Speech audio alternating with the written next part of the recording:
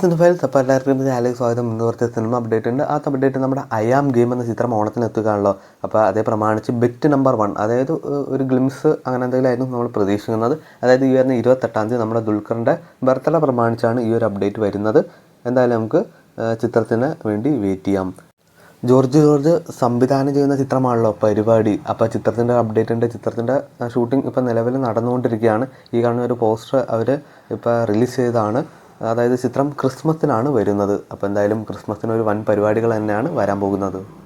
ഇനി അടുത്ത അപ്ഡേറ്റ് നമ്മുടെ നിവിൻ പോളിയുടെ 7 കടൽ 7 മല എന്ന ചിത്രത്തിൻ്റെ റിലീസ് തീയതി വന്നിട്ടുണ്ട്. ഈ വർഷം ഒക്ടോബർ 1-ാം തീയതിയാണ് ചിത്രം വേൾഡ് വൈഡായിട്ട് നമ്മുടെ തിയേറ്ററിലെത്തുക. കരാട്ടെ ചന്ദ്രൻ എന്ന നമ്മുടെ ഫഹദ് ഫാസിലിൻ്റെ ചിത്രത്തിൻ്റെ ഷൂട്ടിംഗ് ഈ വരുന്ന ഓഗസ്റ്റ് മാസം സ്റ്റാർട്ട് ചെയ്യുന്നതായിരിക്കും.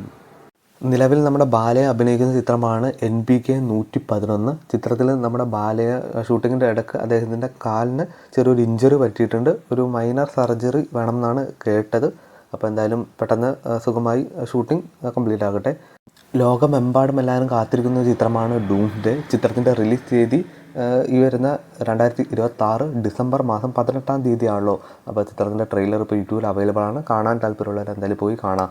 അതാണ് പൃഥ്വിരാജിൻ്റെ ഗലീഫ് എന്ന ചിത്രത്തിൻ്റെ അസ്ലായ അവളെ എന്ന സോങ് ഇപ്പോൾ യൂട്യൂബിൽ അവൈലബിൾ ആണ്. നമ്മുടെ പൃഥ്വിരാജിൻ്റെ ഒരു യങ് ലുക്കൊക്കെയാണ് നമുക്ക് ആ സോങ്ങിൽ കാണാൻ സാധിക്കുക. അപ്പോൾ കാണാത്തവർ എന്തായാലും പോയി കാണാം. ആസിഫ് അലി ജിത്ത് ജോയ് കോമ്പോയിൽ വരുന്ന ചിത്രമാണ് കോട്ടയം ബെൽറ്റ്. ചിത്രത്തിലേക്ക് നമ്മുടെ ഷൈൻ ടോൺ ചാക്കും കൂടെ ജോയിൻ ചെയ്തിരിക്കുകയാണ്. ടോസിക് എന്ന ചിത്രത്തിലെ 2ാമത്തെ ഗാനം ഇപ്പോൾ യൂട്യൂബിൽ അവൈലബിൾ ആണ്. അപ്പോൾ കാണാൻ താല്പര്യമുള്ള എന്തായാലും പോയി കാണാം. ഇനി അടുത്തൊരു അപ്ഡേറ്റ് ഒരു OTT അപ്ഡേറ്റ് ആണ്.